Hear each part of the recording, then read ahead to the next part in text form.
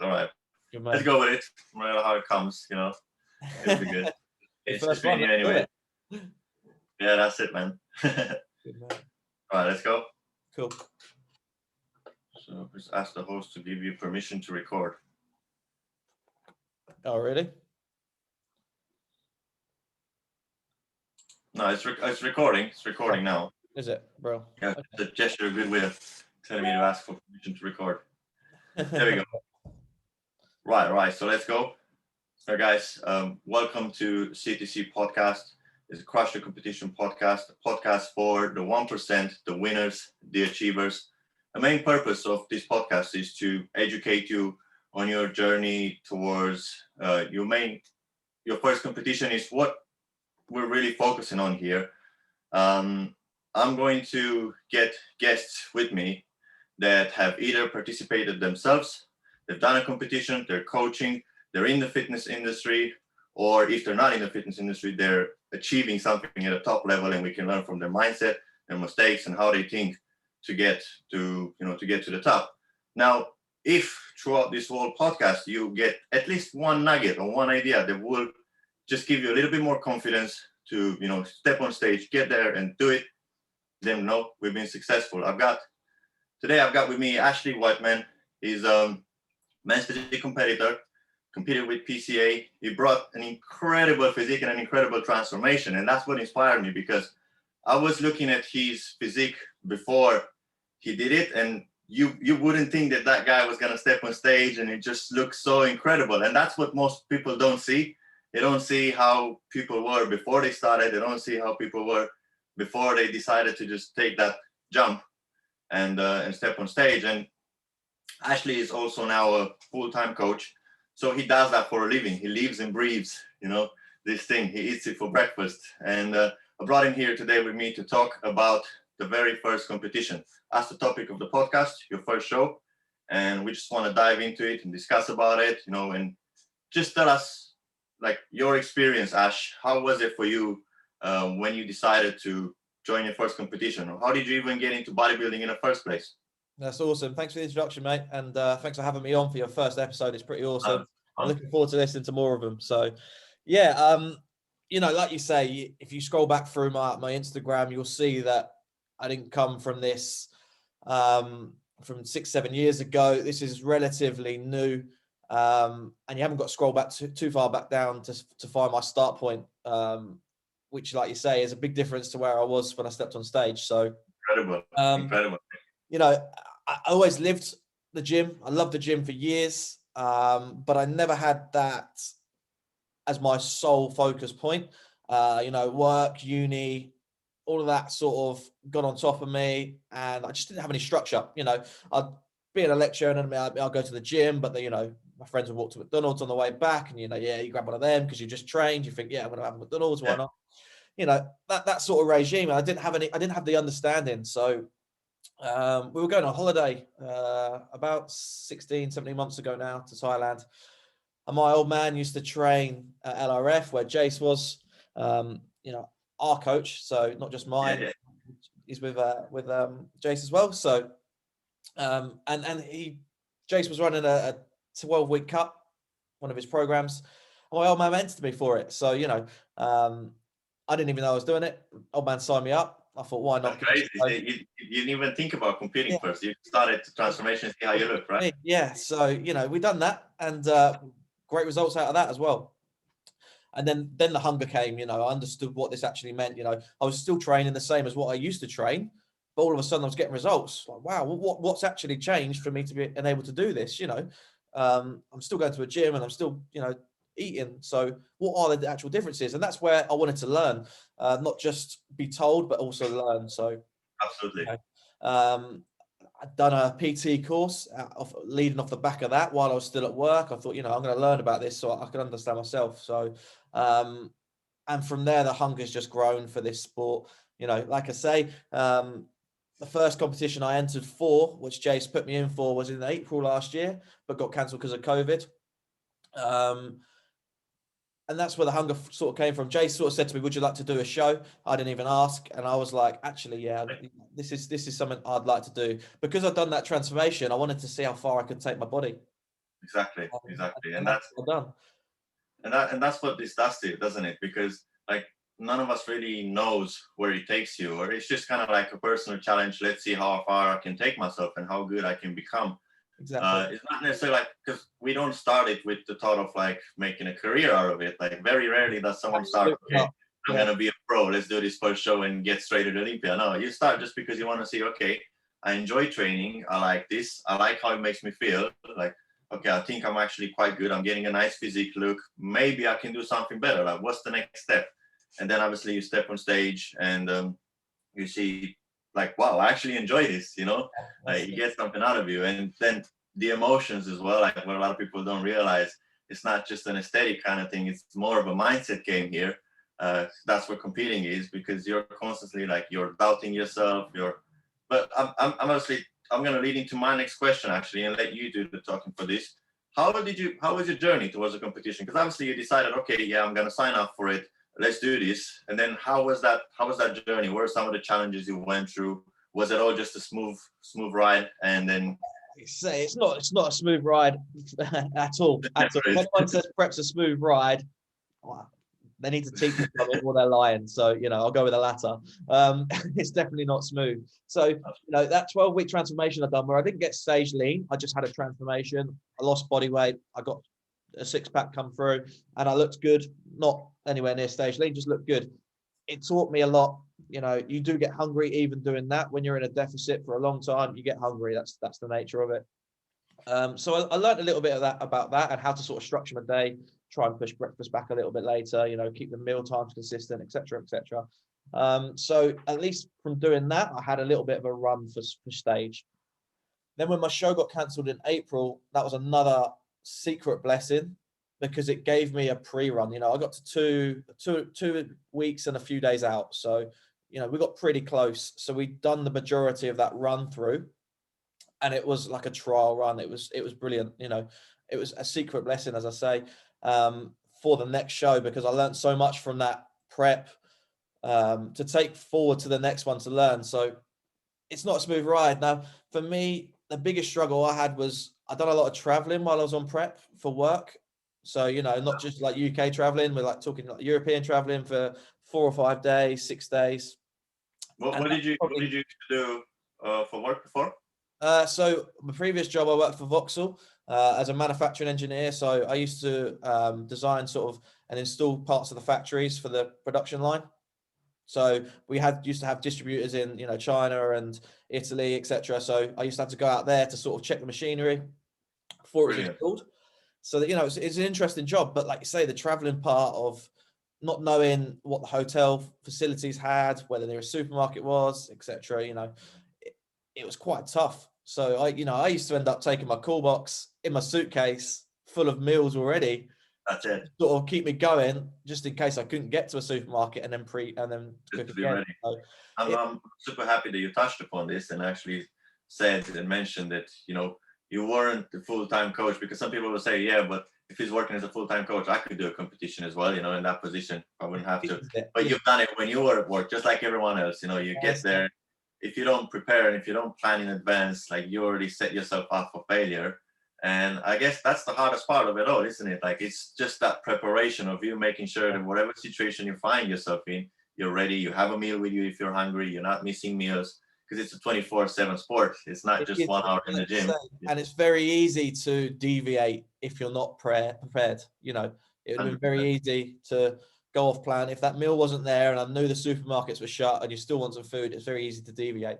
So you've got to be prepared. But like you say, you know, that excuse of I haven't got enough time, it might be true for some people. You know, like I say, when I was used to being to the gym, but I wasn't at the level I am now, working 100-hour weeks, yeah, you don't have time for the gym. But if you're someone who gets up at 9 o'clock in the morning or gets up at 8, does a 9 to 5, you've got time. You just haven't got priority, right? You do it before, you do it after work. And I've got a few clients that are working at that, but they're also doing night shift. I've got one guy who's working night shift, doing like 6 nights a week. The guy's there training, and sometimes he's doing like straight after work. He goes home at like 6 a.m., boom, straight into a workout, sends me pictures, and I'm like, wow, holy shit. I barely wake up at that time, and I'm thinking this guy has done just like a full shift of work, and he's done a workout as well. I better get out of bed, you know, and he inspires me as well. I'm thinking, wow, but that's just someone who wants it, and that's what makes the difference between like successful competitors and the ones who just gonna dabble. It's basically like, do you really want it? Yeah. And I got this question that I came up with, and I wanted to talk about and kind of touch upon. What do you think, in your opinion, and I'll tell mine afterwards, what do you think, in your opinion, is the number one mistake that most competitors make before they do a first show? For a show, I think Yeah. it's quite specific for me. And for me, it's posing. For a first-time competitor, is the posing. And like, I go back to that, my first prep being cancelled as a blessing. You know, when I look back at my 2 weeks out check-ins and I look at the videos of the posing I sent to Jace, I was like, wow, if I'd have stepped on stage 2 weeks later with that sort of posing, I wouldn't have placed. No matter if I had the best physique on stage, I wouldn't have placed. And I think that's what, you know, speaking to Jace as well, that's what got me my placing that I did in my first show. It wasn't because I didn't, you know, I was one of the smallest on stage, as Jay says, but we came in conditioned and I nailed the posing. And that's because I practiced when I was 20 weeks out, you know, because I learned from April and we had lockdown, I was practicing posing all the way through lockdown. Whereas, you know, it's difficult when you're in the mirror and you're posing and you're not quite stage lean, you're not quite comfortable with it. It's difficult. And you know, I experienced that for my April prep. You know, I didn't want to start posing until 6 weeks out till I was comfortable and thought I looked good. But if you leave it till you feel you look good, you've left it way too late. Yeah, absolutely. And it doesn't matter how good you look when you step on stage. If you don't nail that routine and that posing, it doesn't matter. Like, you'll walk away without a placing. Absolutely. Even, like you say, the level of the posing from first time competitors is still really strong. So, you know, it's not like, oh, it's my first show, no one will be good at posing. There are a few are. So some of them, yeah, they're incredible. Even I'm like, wow, this guy poses way better than me. You know, so it's like, so for me, like you say, that's my number one mistake I think people can make for a first time show. I know it's quite specific, but for me, I think it's good to get across that you need to nail your posing. Absolutely. I mean, I remember when I first had to learn how to pose. So let me just get that cat out of the way. Munching the microphone. So just gonna say, I remember when I did my first show and I got to the same point. Okay, let's learn how to pose. And I was moving like a robot. Like, now looking at some of the videos there, I'm laughing so bad because I'm thinking, whoa, like, look at how I was moving. Like, there was nothing, no flow, no ease of movement. I was struggling so bad to hold any pose. And, you know, everyone starts somewhere. Everyone has to start somewhere. But the most important thing is to get started. And that's what you're saying with posing. It's way too many people leave it for the last. They focus on the physique. They focus on how they look. Yeah. And then when it comes to presenting it, oops, actually don't know. And then again, like your first show, you're a bit nervous. You're a lot more nervous than you're doing any other shows, you know. And the thing is, like, if you're also very nervous, like, you need to have practiced posing way early so that when you step on stage, it's almost like a second nature. Because I remember some of my first shows, my heart was like almost beating out of my chest just before, because I remember I was backstage and they said, men's physique, you've got 3 minutes. And I remember, poof, poof, poof, poof. My heart was in my neck. When they said that, my routine went out my head. I was like, oh, what is it? Oh, I've done this for months. What is it? I'm like, oh, no. That's it.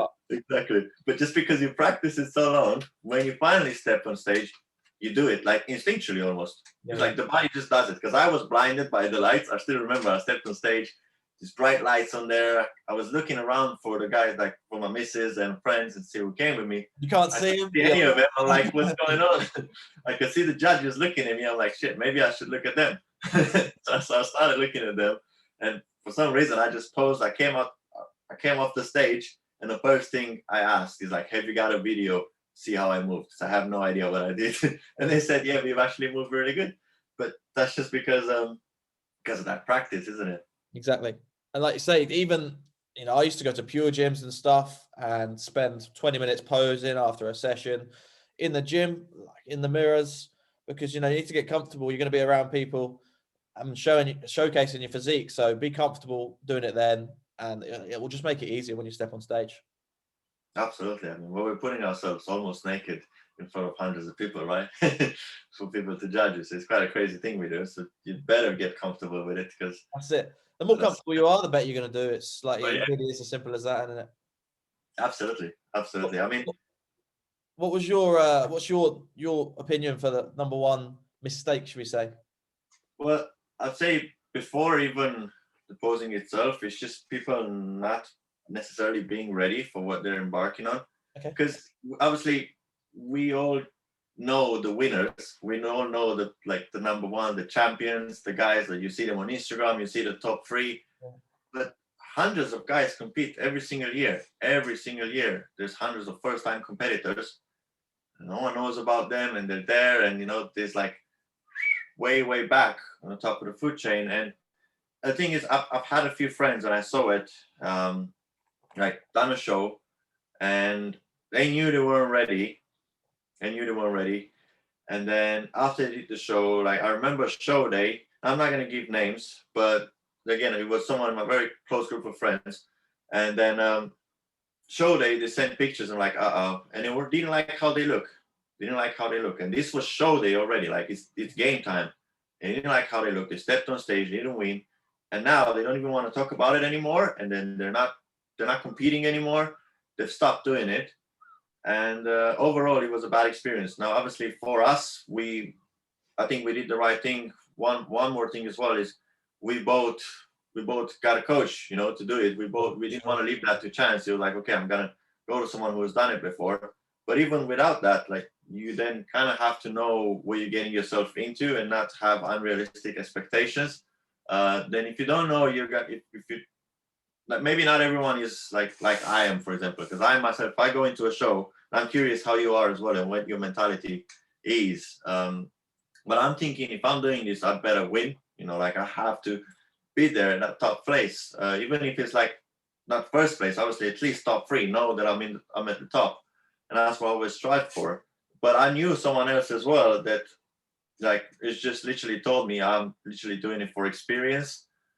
And that's okay, if that's like not everyone has to go and win. Yeah. But I know there are a lot of people who would want that, and then if it doesn't happen, you get very discouraged. And for a lot of people, the whole competing experience becomes something that they're not really happy with, they're not really proud with. Like, yes, they do it, but it's like, what do you get out of it? And correct me if I'm wrong, of course.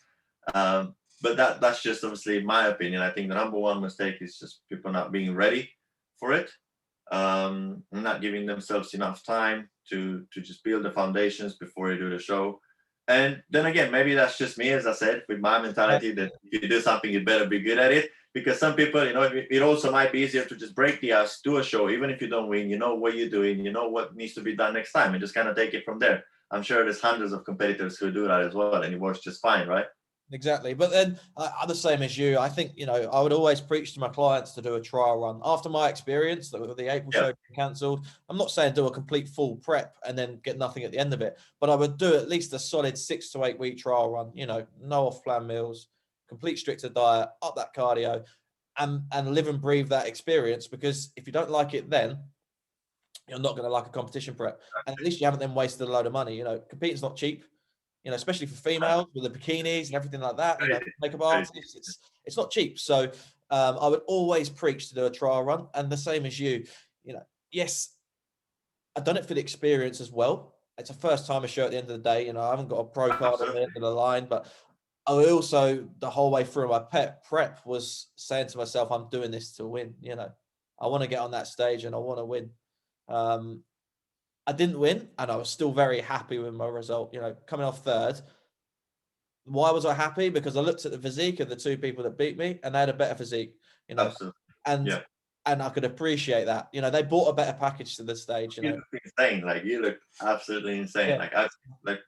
I posted that picture straight on, and I'm gonna post it as well when I post this. Yeah, it's insane. Like that transformation, I was like, holy shit. I'd like to say I was amazed at what I managed to do. And the conditions put me in at, I was like, this looks insane. Like, this is really, really cool. But like you say, the guys who beat me have been training a lot longer. The first time a show doesn't mean it's the first time someone stepped to the gym. It means it's the first time someone stepped on stage. They could have been training for 10 years, they could have been training for 15 years. It's still a first time a show. So I was happy with walking away with third because I thought I loved my condition, I loved the look, but the two guys beat me. So I went with the mentality of winning, and I wanted to win, but I still came away happy. And it was such an amazing day. I cannot wait to get on stage again. I cannot wait. Absolutely. And I think that's again, maybe it could have been misinterpreted what I've just said before, because the main point is that when I'm saying you being ready is you being at your absolute best. Like, you literally knowing, like, is there anything more you could have done towards the show? No. If you think, well, I could have like dieted a bit more, I should have had a few more weeks, I could have been bigger, I could have done that. And if you're disappointed with that before you even stepped on stage, then that's gonna be a bad experience. But as you say as well, if you knew, you look at yourself shorting, you think, holy shit, like that's the best I've ever looked. This is insane. Like, you take pictures left and right, you can't stop them. It's an exciting moment. It's awesome, isn't it? Like, especially the tanning. That's actually a part of QOAs. We'll go later on. I had a few questions from what I posted on the stories. But we're gonna dive into them at the end, I think, if you're okay with that. Absolutely. But let's go back to what you've said, and then again, maybe a lot of people don't know. Yes, we actually do have the same coach. Like, both me and you are coached by the exact same person, and both me and you are also online coaches. Yeah. So, obviously, for a lot of people, they were saying, I heard this as well, like, why do you need a coach if you're already a coach yourself? You surely know what to do. And I've had a friend who told me this, like, why do you need to pay someone? And obviously for us, the benefits are like amazing, right? But we know them and we know the value. So I'm going to ask you, why do you think that it's important for you to also have a coach? Yeah, so for me, it's the same as anyone coming to me. Well, like, why do you need a coach? Well, you need it for accountability. And it takes the pressure off you. How we are our own biggest critics. Even like you say, running up to show, the week out of show, peak week for you. How many times did you look at yourself and think, oh, I need to do this or I need to do that? But you don't. You just listen to the coach and you get it done. Now, if I didn't have a coach for that, I probably would have been doing 3 hours cardio 2 days out, thinking, I need to get a bit more conditions, because you're your biggest self-critic and you always want to do better. So it's just having someone to trust that process, follow that process, because they're looking from the outside. They pick up on things that you don't. And again, accountability, throughout the first lockdown, Jace was literally like a godsend for me. I kept accountable. I looked forward to each check-in because, I stayed accountable that week. First lockdown would have been very easy, complete different way of life, to snack here or there after a show being cancelled because of this lockdown, not knowing when the gyms are going to be open and everything, and he kept me accountable. I'd check in each week and he'd go, right, change this, change that. And it was perfect. It kept me pushing through that lockdown and I'm so grateful for it. And again, that's why I have a coach. Like you say, we've got the knowledge to do what we need to do. We could probably do it, but that's not what I want. I don't want to have to take the time working out what I need to do to myself to improve when I can have Jace tell me. Can I be honest as well from my perspective? And again, I'm not afraid to be very transparent with everything I do. Yeah. I personally believe that it's much easier to tell other people to do something rather than you doing it yourself. Yeah. So much easier. Like, I could stay here and give you advice all day long into doing something, but it's a lot harder to get yourself to do maybe that exact same thing. Exactly. At least personally, I found it that way. For that, I need someone for that exact same reason. I need someone to literally whip my ass and be, okay, how did you do? And also, like, the way we're working, like, it's literally you verify 2 times a week.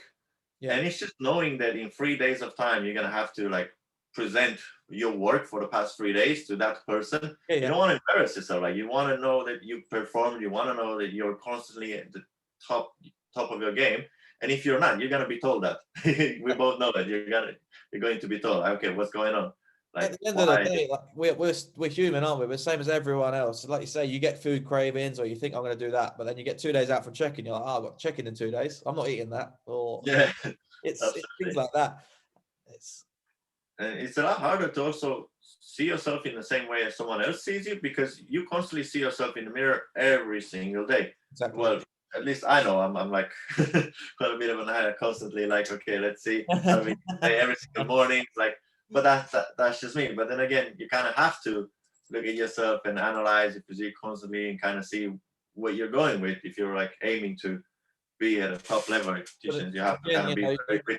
critical with yourself, right? Yeah, you've become an online coach and you've probably got the same mentality as me. You know, you check yourself out and see these changes and like to understand them to help your clients as well. It's a learning process at the end of the day, and you can you can learn from yourself as well. So, you know, it's when you see yourself change from the morning to the evening, it's not just looking at that change and shrugging it off. You like to understand why. What have you done during that day to create that change, etc. Absolutely. Absolutely.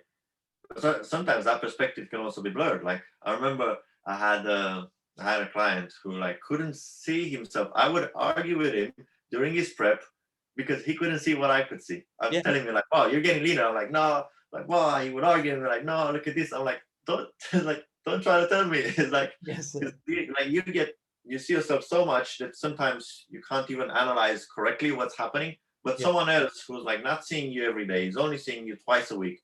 Boom! Immediately when he sees that picture, you're like, "Wow, this is what's happening." Yeah. Boom! This is what's happening. So you get to see the changes a lot easier. But the Exactly. benefits are endless, isn't it? The benefits are endless. You feel like you've got someone in your corner, and especially now as well. Um, like I don't necessarily like. I know with Jace, for example, I sometimes send him just random pictures when I feel good, like just a good pump in the gym. I just share it with him, like, "Wow, look at this! It's amazing." And I just like having that person to do that, to send it, and then he'll look at it and be like, "Wow, okay," and you'll give something a feedback, and it's just nice to have someone in your corner, to Like you say, it brings endless benefits. Like you say, we've connected basically through Jace as well. You know, it's a community as well. yeah, Having an online coaches community, you learn from like-minded people. You connect with like-minded people. Like you say, we've got the same coach, and that's how we've almost sort of connected. Because I look at your physique and think, wow. So you check it out, and like you say, and it brings us together. We learn things, and it brings and then endless. at the end of the day, we would be a bit hypocritical to promote the idea of coaching to someone else if we don't believe in it ourselves. Exactly Right? that. Yeah, exactly. So, but since we're on this topic as well, like let's go back to obviously you being a full-time employee and now being a full-time coach. How was that transition, man? Like, wow, congratulations. That's Oh, huge. That's huge. yeah. So very, very soon. Last sort of July was the decision.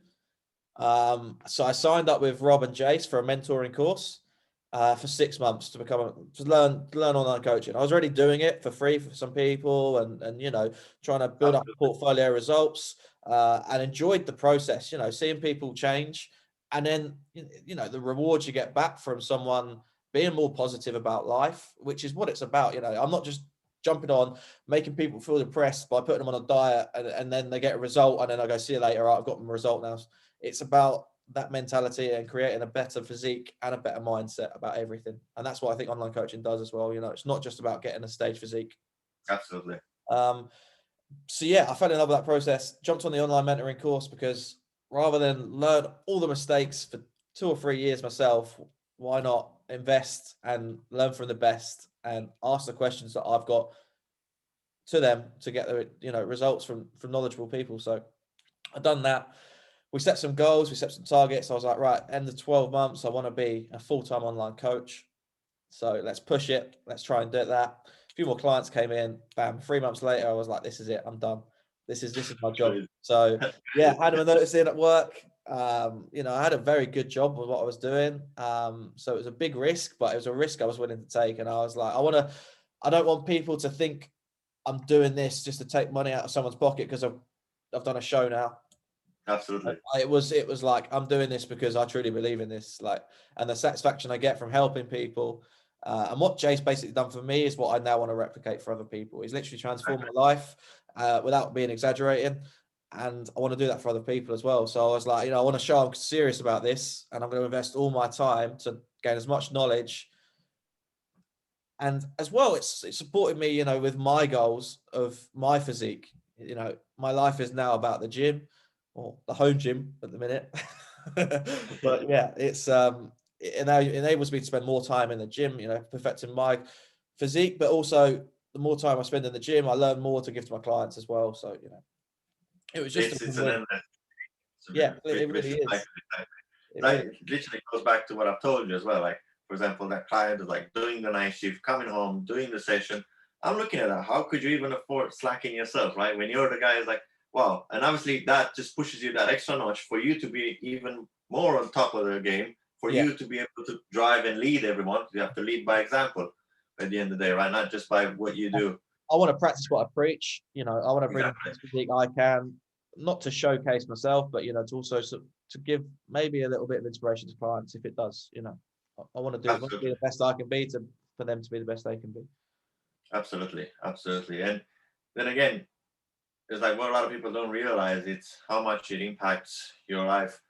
Not just, a lot of people think about it superficially, like I like to look like that, or look at that guy or physique or whatever, but they don't realize like what the benefit is, and how much the way you look impacts how your life is. Yeah. Then again, I've had lows and I've had ups, and I've had periods where I looked at myself and I thought like, wow, like what's going on? Like I hate how I look. Like I don't, like I wasn't comfortable at all with what was going on. And then the way I approached every single area in my life at that point where I was at that low in my physique, it felt like that huge gap started eating other places as well. I wasn't happy. And when you're not happy, you just, everything else can sense that. All other areas were also decreasing. But as soon as like I'm happy with myself, that staple habit, which all other habits like spin around, right? That's what it is. I'm training, I'm consistent, I'm disciplined, and then everything else is kind of like, well, if I'm doing this at a max, makes you feel good about yourself. I've hit all my targets.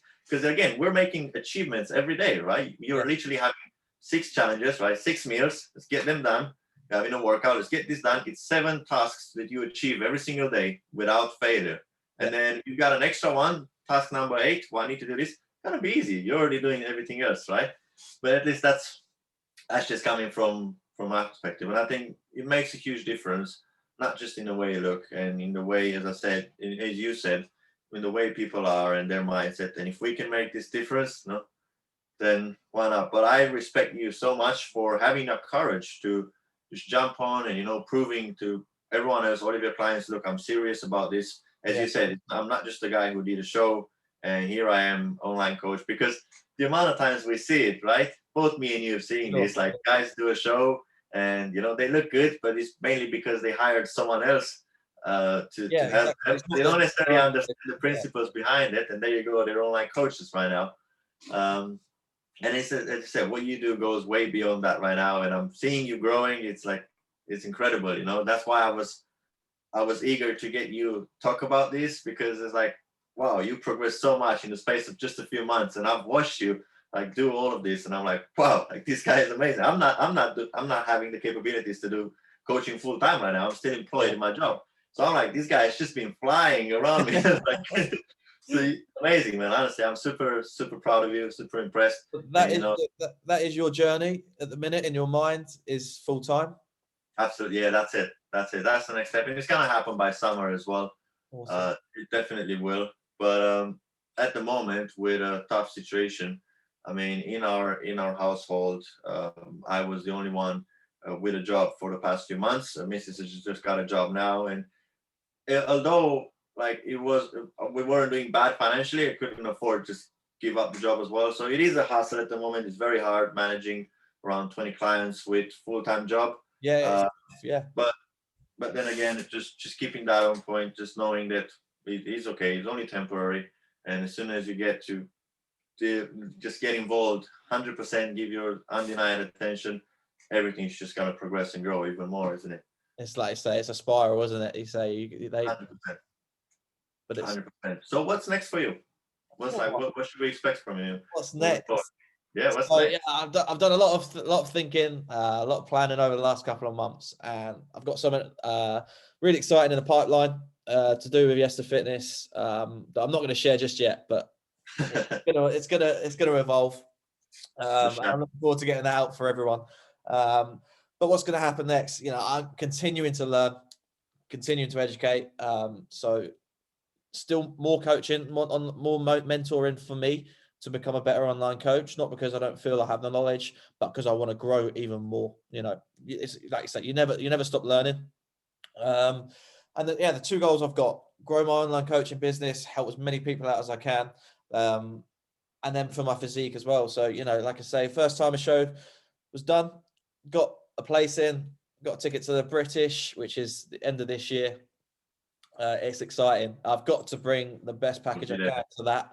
So it's heavy off season at the minute. You know, we get a bit more trouble around here, but it's all part of the process. And I'm enjoying documenting that part of the process as well. You know, and educating people on it's not just about that transformation, looking super lean on that day. It's the whole process. You know, I'm enjoying what I do at the minute, eating more, seeing myself grow. I've got a lot more to do, but it's just ticking off every day. For the best me and then for the best for my clients as well. You know, it's still keeping in that routine even through lockdown, you know, up early in the morning, podcast, educational podcast, you know, and just growing. So no sort of real changes, just growth. And that's what's in the pipeline for me. Yeah, man, exciting. As I said, I'm looking forward to see the show. I'm definitely gonna be there. Wicked. Definitely gonna be there. And if you haven't checked out, you are what, 24 weeks out still? Yeah, I'm 24 weeks from well, it's supposed to Two Bro show. We'll see how things go this year with what's being scheduled and whatnot. But even so, my mentality is even if the shows are cancelled, you'll be ready, because when they reschedule, you want to be ready. You look ready 23 weeks out, which was what I was going to say, Juliana. If you haven't checked him out, check out his photos already. He puts a story up and I'm like, what is this guy competing next week? Or like looking insane. So dude, that's like, I can't really take credit and say like how hard I'm working for this conditioning. Like, a lot of it is genetics. I'm not afraid to say it. Yeah. It's literally, I blame my dad for it. He's just like me, very veiny and shredded in his 40s. And that's just what I got. Like, the amount of food I have to eat, I think right now Jace has me somewhere around just under 5,000 calories. Wow. And that's quite a lot. And we're making like very small nudges in weight going up, but we're still maintaining leanness, and which is crazy because I've gone up since I started working with him. I've gone up like 5 kilos and nothing in body fat. It's literally still the same. It's crazy. So it's just like that's just how the physique works. But I'm excited, man. I'm excited because this year obviously is the pro card hunt for me. Yeah. So I know that I need to improve so much more, because these guys are not just gonna judge you on how you look on the day, but they also judge you on what your potential would be in the pro league. Like, because for example, as soon as you have that to your name, as soon as like IFBB Pro, then immediately you're going against, who knows, maybe someone who is top 5 at the Olympia and they want to requalify for next year. And you have high chances of meeting someone, you know, who's just like, who already was at the Olympia, and then you're going against them. It's different ball game. Yeah, it's different ball game. But it's just the process itself. You know, we take it one day at a time, because that was one of my issues before, is to don't focus on the end goal, don't focus on the medal, don't focus on the trophy. Just focus on today and what you have to do today. Focus on the meal you're getting next. Focus on the workout, and then the work will just do itself. You know, it will compound into something.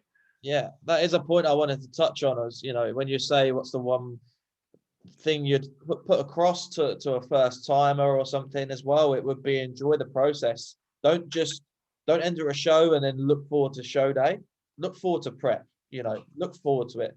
Enjoy it. Don't the day, you know, prep starts, don't think, oh, prep starts, right, change my mentality. Just take each day as it is. Win each day, you know. Get your meals in, get your cardio done, get your training done, and enjoy that day, and then tick it off. Right, successful day. And do that up until you step on stage, and you'll nail it. Absolutely. And also be proud with it, right? Be proud with it as well. Because I remember this was 2019 before I did the PCA, and I'll say this story to a lot of people because it's like, it really shows what my mentality was during prep against like everyone else. There's like the other population who doesn't understand the sport. They don't know what we're going through. And I was having an office job at that point, and it was someone's birthday, and they brought Krispy Kremes. And who doesn't love them? I mean, they're right. And they brought Krispy Kremes, and everyone was having them, and they were like, "Wow, they're so good." And obviously, I was just looking, and I'm like, "It's okay, I don't need one." And someone told me like, "Well, what a sad life." I said, "Sad life? Are you really serious? Like, sad life? Why do you think it's sad? Like, what would you rather have me do?" I said, "Look, like you're eating this right now and you're having that pleasure for maybe 5 minutes at the most, and then it goes to your stomach, it's done. Maybe you're even feeling a bit lethargic afterwards because you've had probably a bit too much. But if I do that competition and I finish what I started and what I had in my mind and I succeed in that, but that's gonna last forever, right? It's gonna last a lifetime, that pleasure. So it's just like you be proud with what you do, because not everyone else is gonna do that. Not everyone else will have the courage and the ambition to step on stage, and it's hard. At the end, we know it's hard. It's not easy, but you should be proud with it. Like, yes, obviously, you will feel like sometimes you're restricting yourself out of some things because we are, but I definitely think it's something that we should be proud with. We should be happy, as you say, enjoy the process. Just feel privileged to be able to do it in the first place. Exactly. And it's not, like you say, sad life. I was quite lucky. I was eating Krispy Kremes up until 5 weeks out. Not every day. Stick to my plan, and then I'll get an off-plan meal, and I wouldn't exactly be a Krispy Kreme, but I had an off-plan meal up until sort of 5 weeks out. So I had 5 weeks in my life where I was restricted on my diet. It's not a lot, Absolutely. You're not changing. Like, it doesn't revolve around the food. And like you say, if I can create the physique that I did, I still eat pizzas and Indians and whatever, all year round. It's just restricted, isn't it? It's just less of, and I probably enjoy them more now than what I used to, having them every night. I mean, almost every single check-in, Jason's probably give me a cheat meal. I'm like, okay, cheat meal time, and I already know it because it's like, well, we're so far out, and as you say, it's only those last few weeks prep that you're like really, really crunching in time. But even then, depends on how you go. You still have an off-plan meal once a week. And they're also done with a purpose. They're done to kind of give you a nice refeed, keep the metabolism up. And by that time, your physique's at a stage where that's all you're focused on. You cannot wait to get that show day physique. Like, you're so close that food isn't on your mind. Absolutely. Absolutely. So, I mean, yesterday I posted on my story for people to give a few questions for us to talk about. And I've had not a lot, but just 3 questions, which I think they're amazing. Cool. So the first one is, what about the fear? Like the fear of stage? How do you deal with it? I think, if you've got the confidence to go through a prep and create that sort of physique, fear doesn't really come into it. I think, you're more excited than fear. Yeah, fear does creep in. Like you say, you stood backstage, you said 3 minutes to go, you forgot your routine. I did exactly the same, mate. I was still on the stairs, seeing the show before, the class before on stage, and I was, right, I'm going to go through my routine. And then I'm going to go through it, and I forgot how to even start it, fear. But as soon as you walk out, you see the lights, you see the judges, you see, like you say, people in the audience, like, just a buzz, mate. The fear's gone. It's not fear. The word isn't fear for me. So, like I say, I don't think there's if you've got fear going into it, there's such a community out there of, like you say, there's hundreds of people that step on stage each year. There's enough people to talk to understand what the process is, what they've been through, and there's so many people that probably had that exact same fear as you. So you're not in it alone, and don't think you are. So reach out. If you've got a question on your mind about a show, it's probably been asked before, like, guaranteed. Absolutely. Absolutely. No doubt about it, right? No doubt about it. And I think the same as well. Like, although you're scared, like, it's more before. It's literally like you've really nailed it right there. It's before you step on stage, you're scared. Once you're on stage, so many emotions crumble in, you don't even know what it is anymore. Right. It's like there's no emotion there. You're just like doing it, you're excited, you're looking around, you're looking at the judges. And then the more you spend time there on stage, you get to know it. Because, like, I've done 6 shows until now, and literally every single show you're doing is still the same. But backstage, you're still creeping out. You're like, backstage, you're still, what? That's my cat right there. She messed it up. What are you doing, Toshi? There we go. Sorry about that. Can you hear me properly? Yeah, I've got you, mate. Yeah. Yeah, so literally all it is, you still feel the fear every single time before you're about to step on stage. But the more you do it, when you're on stage, it's like, okay, this feels familiar. I've been here before. Yeah. You tend to be a little bit more centered in your mind and understand what you're doing. You're like, okay, I should pose like this. I should stay like this. There's this guy next to me. I should be like that. Okay, now it's my time to do this. This is the time to do that. Let's look at this judge. Let's not forget how to smile. Let's hold the abs in. The more you do it, the more, like, in your mind you can become and understand what's going on. Yeah. So yeah, obviously, yeah, the fear never goes away. You just learn how to deal with it, right? You learn a little bit more, and like you I say, think, yeah, each I time. think that's what it is. Next question: what's the deal with tanning? that's a good question. Do you know what? I almost forgot about this. What was I doing? I was speaking to someone the other day. I can't remember who now, but we were talking about tanning. And obviously my first show was in October. And I was talking about how much I loved the show day process, like absolutely everything about it. And then I remembered about the tan, and I'm thinking, I remember in a nice baggy t-shirt, freezing my tits off outside, waiting to get my tan done. And then you go in the room and there's everyone with their physiques, and it's the first time you sort of see your competitors in it. You know, they sort of try and break it down into groups, but then you look in and you're like, oh my God, is that guy in the same class as me? Because, and he's not, he's a classic bodybuilder, you know, he's absolutely huge. And you think, thank God for that. But, you know, it's part of the process, mate. Like, you know, I love it. I like being tanned anyway. I'm hate not being tanned at the minute with sunbed shut and everything like that. But you know, it's all part of the process, and it just changes the way you look. Like it's awesome. You know, it's just part of the experience for me.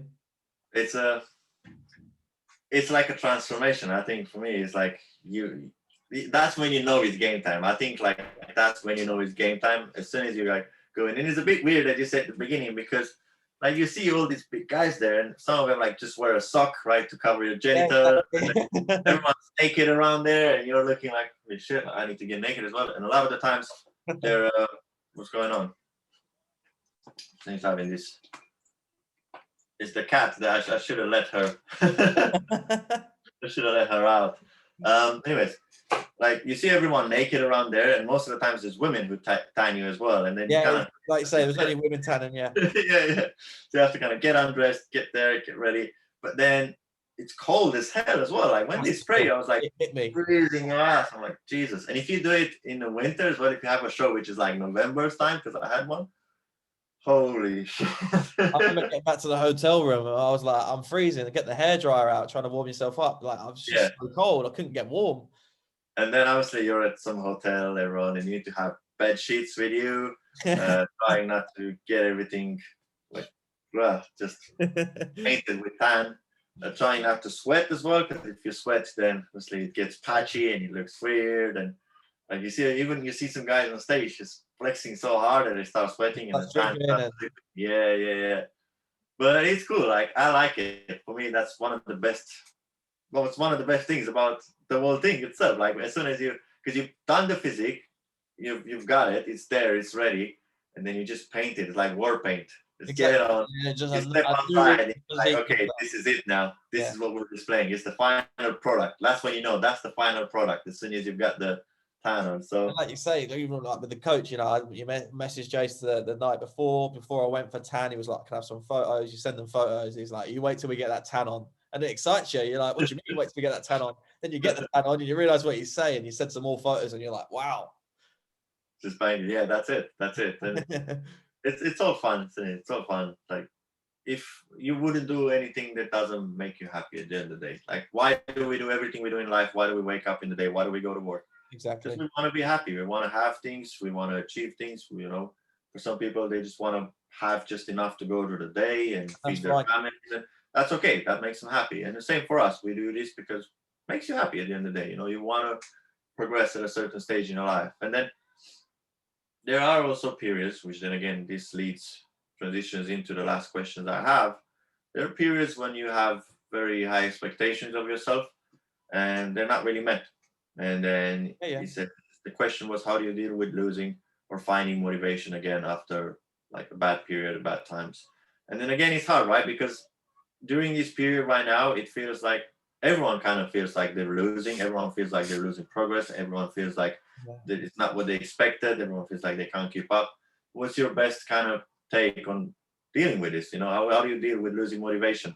And like you say, like just for anyone that's possibly listening to this further down the line, you know, we're having this conversation in the third lockdown. You know, we've been in this situation for 11 months now. And it's tough, you know, speaking to positive people on Instagram and, you know, are in the industry, and, you know, it's just taking its toll on everyone at the minute. You know, it's taken our jobs away from us, like you say, we live and breathe the gym and we haven't got that. So it's tough to keep pushing through, but I've got limited gym equipment outside, but we're making do. So, it's probably one of the toughest situations, like you say. Now, I've gone into my first sort of real bulk season to get big for the end of the year, and then I've got limited equipment. You feel everything you're doing, and you see that body weight going up. You're like, well, it's not muscle because I'm not moving enough weight. It must just be body fat. But you can't think of that. You've got to still trust the process. And I think it goes back to, like we said, about even the prep thing. Take each day as a win. I've still got to train at the minute. Still got to get my 6 meals in. Still got 15 minutes cardio a day.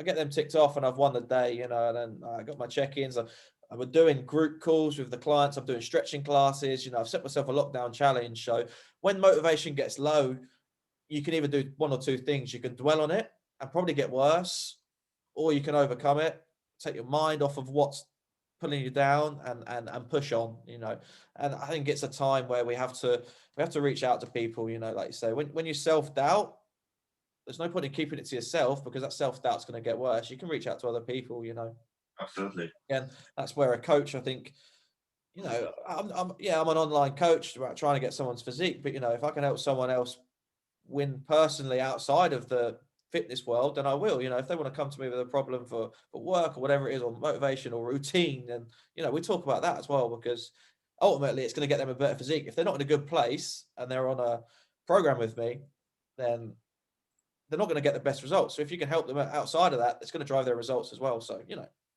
Absolutely. Yeah, it's a tough one. Like you say, when expectations aren't met, like I say, with the show, I went with an expectation of winning and I didn't, but understand that, think why.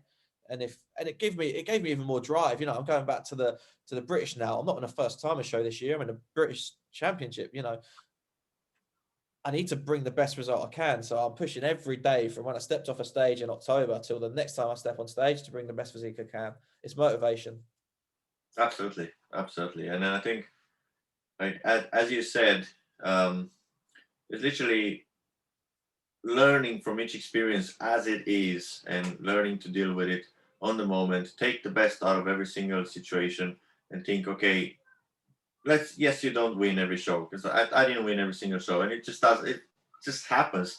But then you kind of have to look and know how to be able to take that as advice rather than as negative feedback. Yeah, take that as advice and think, okay, but me not winning is a symptom of what caused. What this cause is that I didn't have that, or I wasn't conditioned enough, or I wasn't that, or this or that, and then you kind of just take that and know how to run with that towards the next show, because it's never like the journey is never final, right? You're just like, so long, it's so long, and then you look at all these guys and the pros, and if they start dwelling on every single show they don't win, like you can't. Right? That's a really interesting point. I've listened to a couple of podcasts recently, some of these big guys, the big names, and when you listen to their earlier stories, then it helps to relate. When they talk about their earlier stories, oh yeah, I done my first show, I stepped on stage and I didn't even place, and you're like, what?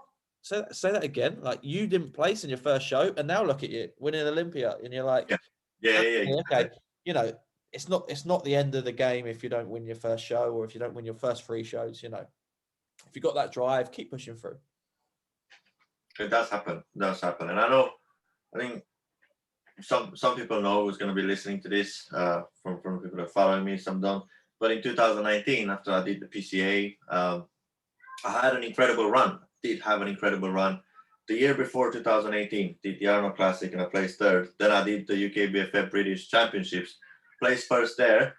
Then we switched to seniors because I was competing in juniors category, and we did PCA men's physique, won that, and I was like, wow, the world is mine. I thought, like, wow, who am I? And it was quite a bad thing because my ego got a bit in front of me, and he was a bit too big, and I thought I'm a lot more than what I am, and I thought, okay, let's do the 2 Bros Pro Amateur Olympia, and let's get the pro card. And I was so focused 2019 on getting that pro card, I didn't even place top 10, and then it was such a wake-up call for me, thinking, holy shit, like, wow, like, that's just wow. I'm like, but I was so depressed and demotivated. It took me a little while, but then I redressed myself and I thought, like, what's going on? Like, why are you like this? Like, chill out, relax.